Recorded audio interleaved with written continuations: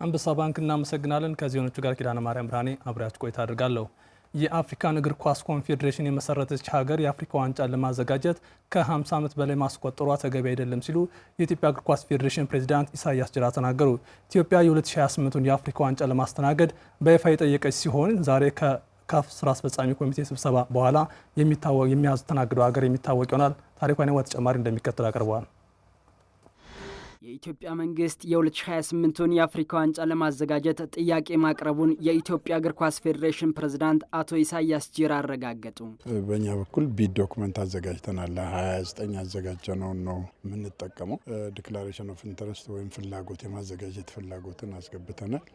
የመንግስት ጋራንቲ ሌተር እንኳ በክቡር ጠቅላይ ሚኒስትራችን ነው የተፈረሙ። የ2028ን የአፍሪካ ዋንጫን ለማዘጋጀት ፍላጎት ማስገቢያ ቀን ጥር 24 ተዘግቷል። ፕሬዝዳንቱ ውድድሩን ለማዘጋጀት ጠንካራ ፉክክር ከበርካታ ሀገራት ይጠብቀናል ያሉ ሲሆን ካሸነፍን 6 ስታዲየሞችን ጨምሮ 15 የልምምድ ሜዳዎችን ማዘጋጀት ከመስፈርቶቹ መካከል ናቸው ብለዋል። ውድድሩ ጠንካራ ነው። በሩመር ደረጃ ሞሮኮም ገብታለች ይባላል። ሳውዝ አፍሪካ እና ቦትስዋና እና ናሚቢያ በህብረት ገብተዋል ነው የሚባለው።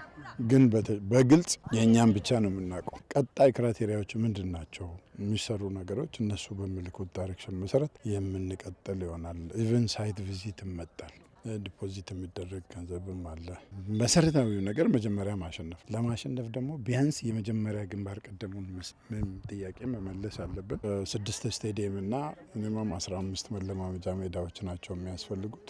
የእኛ ችግር እነኚህ መሰረተ ልማቶችን መጨረስ ብቻ ነው። እስከ ኪክኦፉ ድረስ 3 ዓመት ነው። 6 ወር አካባቢ ስቀር ነው ዝግጁ መሆናችንን ማሳወቅ የሚገባንና በእርግጠኝነት በዚህ ደረጃ የመንግስት ኮሚትመንት ከቀጠለ እንጨርሳለን ብዬ አስባለሁ። ግን ቀንና ሌሊት መስራት ያስፈልጋል። አቶ ኢሳያስ ጅራ የአፍሪካ ዋንጫን 3 ጊዜ ያዘጋጀች ብሎም ተቋሙን እስከ መመስረት የደረሰች ሀገር ውድድሩን ዳግም ለማዘጋጀት 50 ዓመታት በላይ መጠበቋ የሚያስቆጭ ነው ሲሉ ተደምጠዋል። ካፍን የመሰረተች ሀገር ከግብጽ፣ ደቡብ አፍሪካና ሱዳን ጋር ሆኖ ይህን ሀገር ዝም ብለ ወደ ጎን የምትተወው ሀገር አይደለም።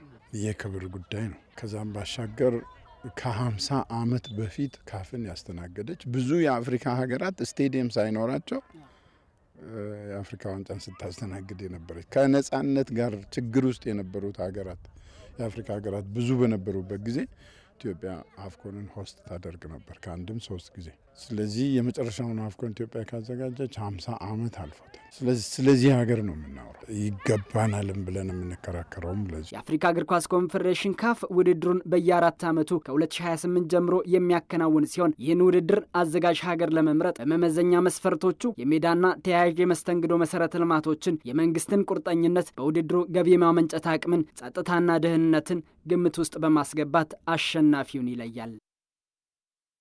በታዳጊዎች የምዘና ውድድር በሴቶች ቅርጫት ኳስ ወደፊት ሀገር የሚወክሉ ስፖርተኞች ታይተዋል። በዚህ የዕድሜ እርከን ውድድሩ መቀጠል እንዳለበትም ስፖርተኞች ተናግረዋል። ቴዎድሮስ ኃይለየሱስ ከአዳማ ተጨማሪ ልኮልናል። የታዳጊዎች ልማት ለሀገር ከፍታ በሚል መሪ ቃል በአዳማ ከተማ እየተከናወነ በሚገኘው የመጀመሪያው የ15 ዓመት በታች የታዳጊዎች ምዘና ውድድር ከሚሳተፉ የስፖርት አይነቶች መካከል የቅርጫት ኳስ ስፖርት አንዱ ነው። በዚህ የቅርጫት ኳስ ስፖርት እየተሳተፉ የሚገኙ ታዳጊዎች በዚህ ውድድር ላይ ጥሩ ፉክክር እያደረጉ እንደሆነም በአማራ ሚዲያ ኮርፖሬሽን ጋር በነበራቸው ቆይታ ተናግረዋል።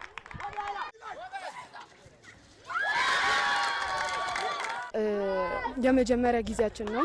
ገና ልጆች ነን፣ ከ15 ዓመት በታች ነን እና መተን ስንጫወት የደነገጥንበት ምክንያት ነበረ። ደንግጠን ነበረ። ትናንትና ተሸነፍን፣ ተመካክረን ነው ዛሬ ገባን። ለማሸነፍን በቅተናል። አንድ ላይ ከቲሞቻችን ጋር የምናሳልፈው ጊዜ ደስ ይላል። ጌሞቹ ደስ ይላሉ። ካለንበት ቦታ ወተን ሌላ ቦታ የምናየውም ደስ ይላል እና ሁሉም ነገር አሪፍ ነው፣ ደስ ይላል፣ ጥሩ ነው።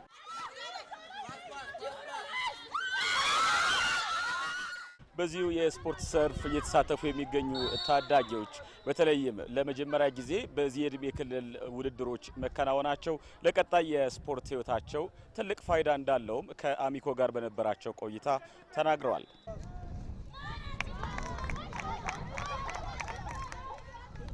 ብዙ ልጆች ፓሽን አላቸው እና በዛ ፓሽን ነው ባስኬትቦል ነን እኛ በባስኬት አንድ ቦታ ስኮላር አግኝተን አንድ ቦታ ትልቅ ቦታ እንደርሳለን ሀገራችንን እናስጠራለን በሚለው ሀሳብ ነው እዚህ የምንመጣውና ለሱ ትልቅ ጥቅም አለው። እኔ አሁን ወደፊት ባስኬትቦል ተጫዋች መሆን ነው የምፈልገው። አሁን እዚህ ክፍተቴን በዚህ ማድረስ ይችላል። አሁን እኔ ብዙ ጊዜ ስክሪን አላረግም። ስክሪን ደግሞ ማድረግ እንዳለብን እድል ስለማይገኝ ይሄን እድል በደንብ መጠቀም አለብን።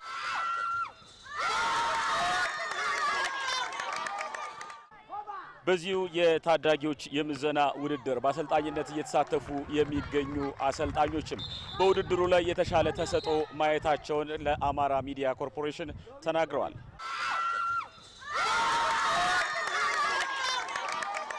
ልጆቹን ልዩ የሆኑ ልጆች ያየን ነው። ምክንያቱም ከዚህ በፊት የነበረው ከላይ ያሉት እድሜያቸው ነውና አሁን እዚህ ጋር ታች ያሉት ልጆቹ በጣም የተለየ ታለንት ያላቸው ልጆችን እያየን ነው። አቨሬጅ ሲታይ በጣም ቆንጆ ነው። የነገር መቀጠል አለበት ይላስባል። ከ15 ዓመት በታች እና አይነት ተጫዋች አለ ማለት ከባድ ነበር። ምክንያቱም አላየንም አናቅም ነበር እና አሁን ላይ አይተናል። አንደር 15 በዚህ ልክ መጫወት ማለት ነገ ላይ አንደር 17ም አንደር 20ም በቃ ያለ ምንም ችግር ማጫወት እንደምንችል አይቻለሁ እና እነዚህ ልጆች ላይ ከሰራ ነገ ብሔራዊ ቡድን ጥርት ያለ ቲም ይዘን የመሄድ አቅም አለን እና ይህንን ተመልክቻለሁ።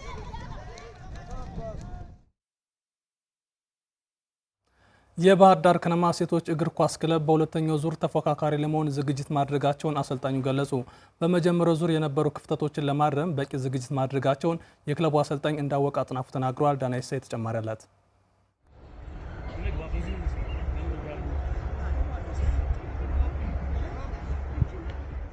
14 ክለቦች በሚሳተፉበት የኢትዮጵያ ሴቶች ፕሪሚየር ሊግ ላይ የሚሳተፈው የባህር ዳር ከነማ ሴቶች እግር ኳስ ክለብ የመጀመሪያ ዙር ጨዋታውን በስኬት ማጠናቀቅ አልቻለም።